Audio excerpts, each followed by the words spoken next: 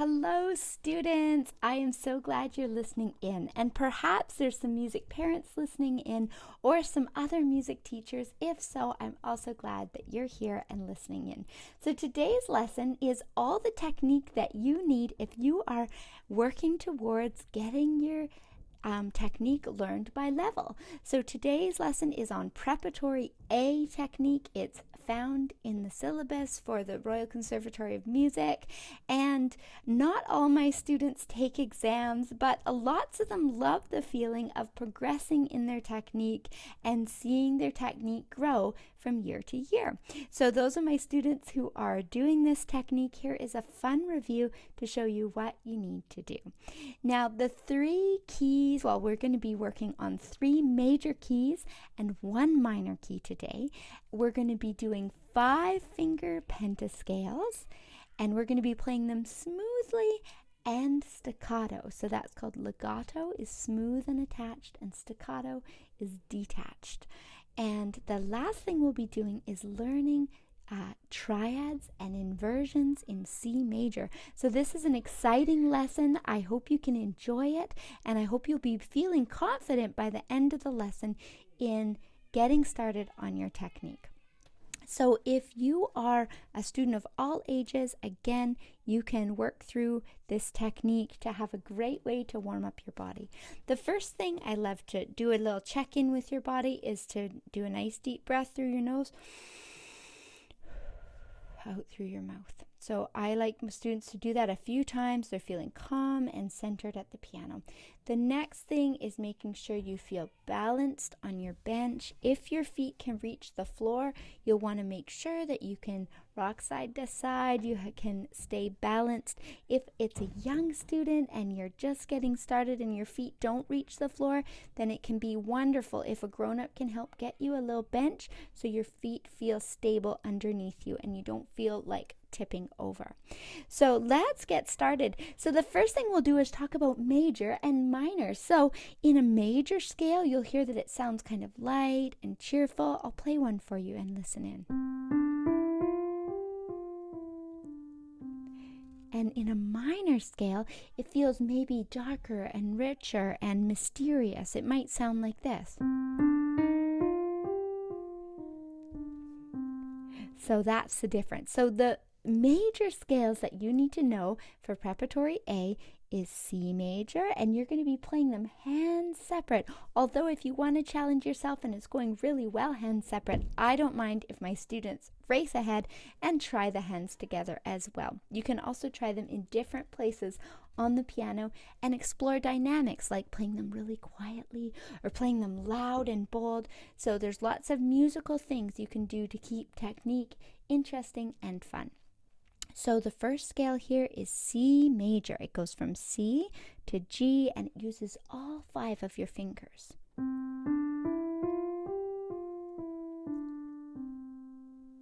At the end of this pattern, we are going to do a solid triad that uses the C, the first note of the scale, the third note of the scale, and the 5th note of the scale.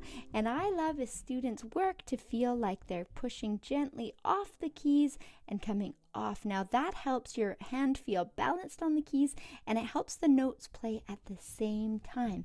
Again, every hand and every body is different. So for some, this might feel like it comes quickly and easily. For others, don't get discouraged if this type of technique can take a while to develop. So keep those tempos really slow and steady, and it will get easier.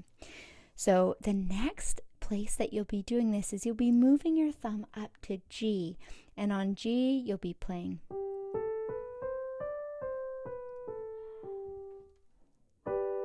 And you can see that we added the major triad at the end using notes 1, 3, and 5. The last major scale, we use our thumb and move it down to D. We do.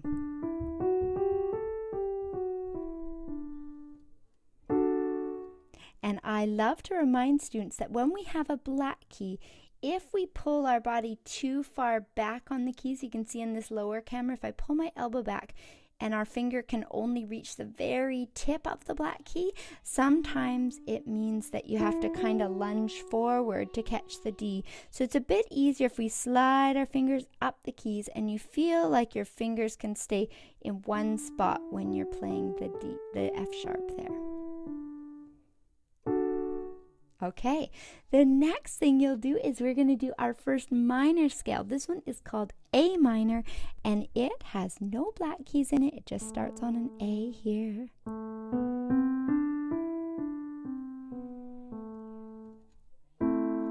Did you hear how it kind of sounded all dark and mysterious and spooky? So that one's a really fun one. So that's A minor, and those were all examples of a legato pentascale. So that means that they were smooth and attached together. Next, you can explore staccato, and staccato feels short and detached. At first, there's different types of staccato, but at first I like my students just to feel it out for themselves. See how you can get that sound, and you can work alongside a teacher to hone the different types of staccato, whether it's finger staccato or wrist and arm staccato. So today we'll just get into the sound right away, and it will sound like this.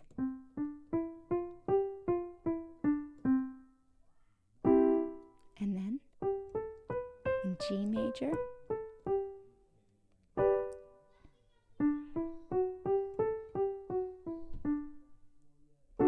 and A minor.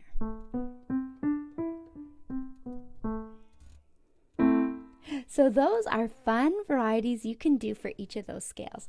Next, you will be doing all those scales in the left hand as well. And the left hand, you'll start with your finger 5, your baby finger will be on what's called the tonic or the first note of the key. So you'll start with C major and go.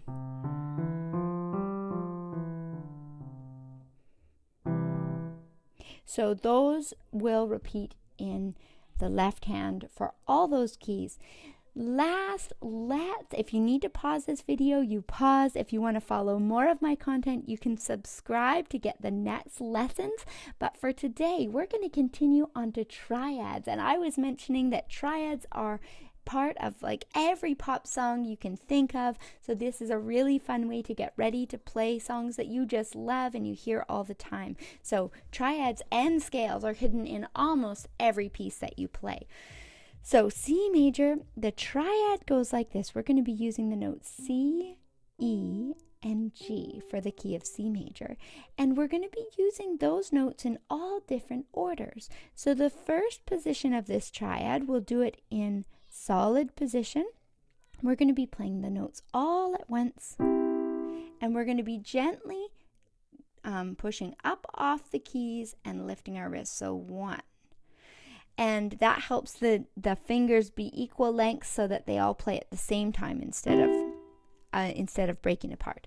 Okay, so that's a C major. Next, we're looking for what's called first inversion, and that means it's another version of that chord. So we're going to keep the top 2 notes here. We're going to put 1 and 2 there, you can see, and then finger 5 is going to find the C, and it's going to go.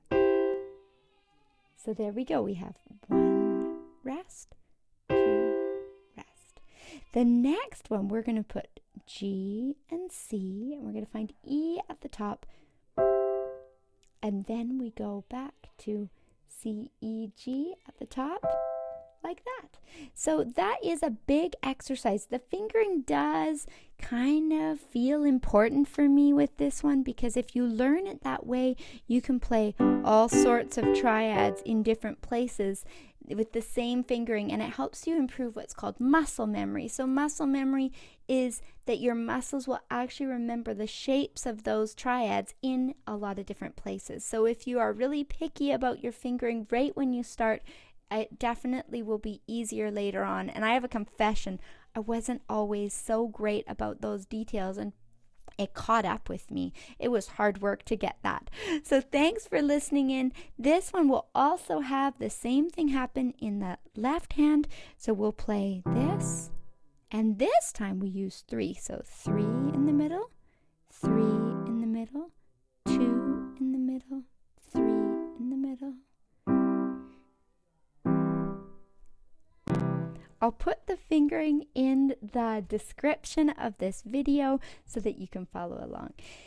That is the solid versions of the triads. And just one more thing to learn is that we are going to do the broken version. In the broken version, it kind of sounds like triplets is what it's called, but I kind of think chocolate or something like that, like.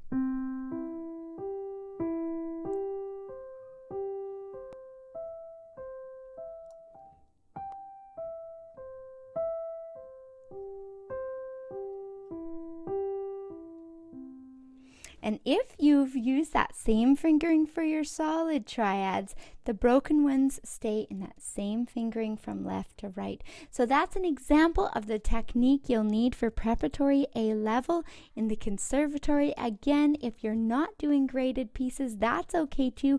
You might use this lesson to just learn some great technique. And I love, again, encouraging my students to feel their own bodies in space, feel like your wrists feel comfortable with these exercises, and always starting with a slow tempo first is really fantastic to help your muscles remember what they're doing and not feel too confused if you're going too fast. So thanks again for listening in. Feel free to subscribe if you'd like to join me for another lesson, and we'll see you next time.